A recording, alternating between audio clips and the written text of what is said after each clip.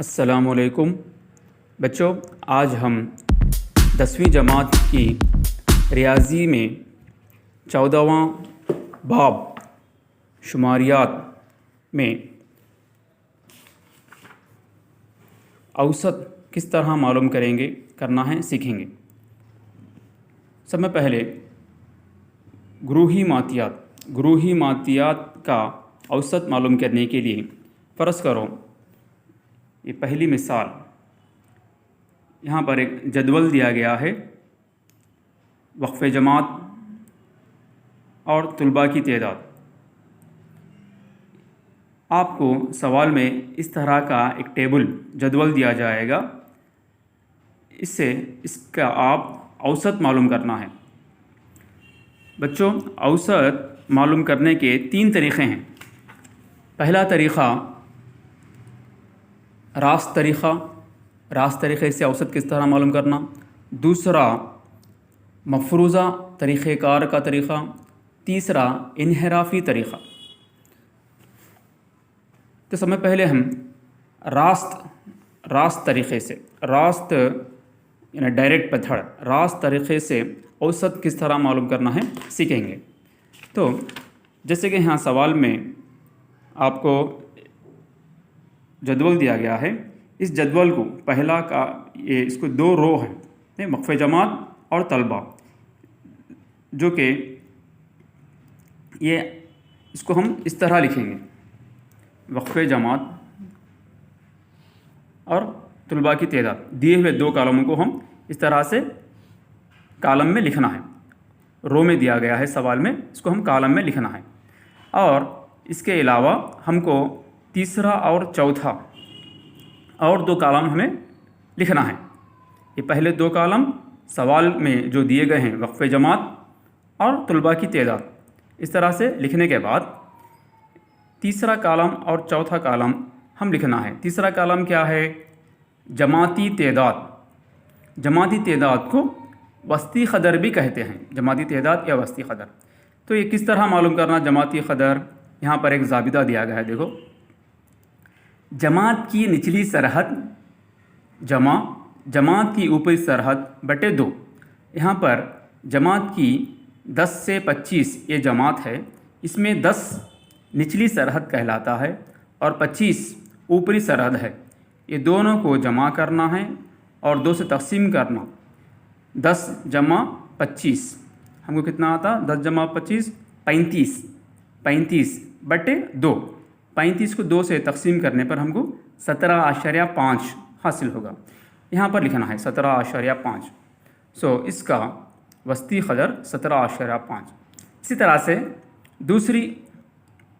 दूसरा वक्फ़े जमात 25 से 40, इसको 2 को जमा करना है और 2 से तकसीम करने पर हमको 32.5 हासिल होगा।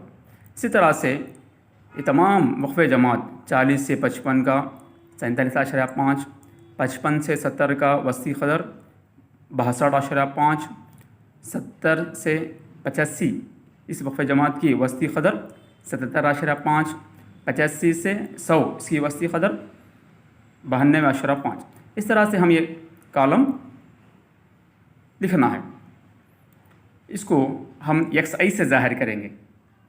जो सवाल में ये वक्फ़े जमात जो दूसरा कॉलम दिया है, इसको FI से ज़ाहिर करेंगे, और जो हम अभी मालूम किए हैं जमाती तादाद, इसको XI से ज़ाहिर करेंगे। इसके बाद जो चौथा कॉलम है उसका नाम है FI ज़रब XI। FI यानी ये दूसरा कॉलम, XI यानी तीसरा कॉलम। ये 2 कॉलमों के आदाद को ज़रब करके यहाँ लिखना है, चौथे कॉलम में लिखना है। देखो, समय पहले 17.5 ज़रब 2, ये दोनों को ज़रब करने पर हमको 2 पंजे 10, सिफर जहन का 1 आशार्या लगाने के बाद 2 सत्ते 14 और जहन का 1 5 मिलाने के पर 5, 2 एकम 2 जहन का 1 3। 17.5 को 2 से ज़रब करने पर कितना आया? 35.0। इसी तरह से 32.5 को 3 से ज़रब करने पर 97.5। 47.5 को 7 से ज़रब करने पर 332.5, 62.5 को 6 से ज़रब करने पर 375.0, 77.5 को 6 से ज़रब करने पर 465.0, 92.5 को 6 से ज़रब करने पर 555.0। इस तरह से ये चौथा कॉलम, दूसरा और तीसरे ये दो कॉलमों को ज़रब करने पर हमको चौथा कॉलम हासिल होगा। इसके बाद ये दूसरे कॉलम के जो आदाद हैं उनको जमा करना है। ये FI है, FI को जमा करने पर जो मजमुआ आगा, मजमुआ को जो है हम ये निशानी इसको सिग्मा कहते हैं। सिग्मा, सिग्मा यानी मजमुआ, ये FI का सिग्मा, सिग्मा FI कितना आया इसको जमा करो। 2 जमा 3 5, 5 जमा 7 12, 12 जमा 6 18, 18 जमा 6 18 जमा 6 24, 24 जमा 6 30। इस तरह से इसका मजमुआ 30 हासिल हुआ।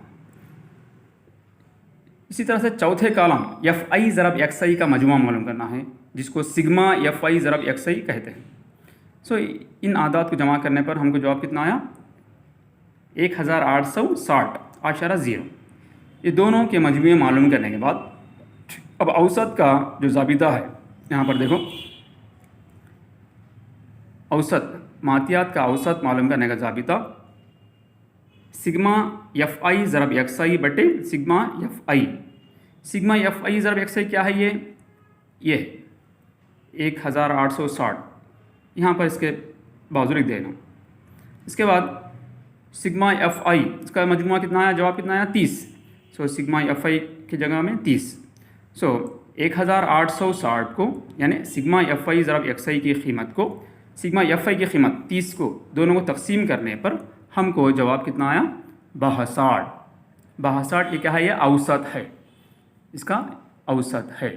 तो ये जो हम ये तरीक़े से 4 कॉलम बनाकर और ये ज़ाबिता सिग्मा FI ज़रब XI बटे सिग्मा FI, ये जो ज़ाबिता हम इस्तेमाल करके औसत मालूम करे हैं, इस तरीक़े को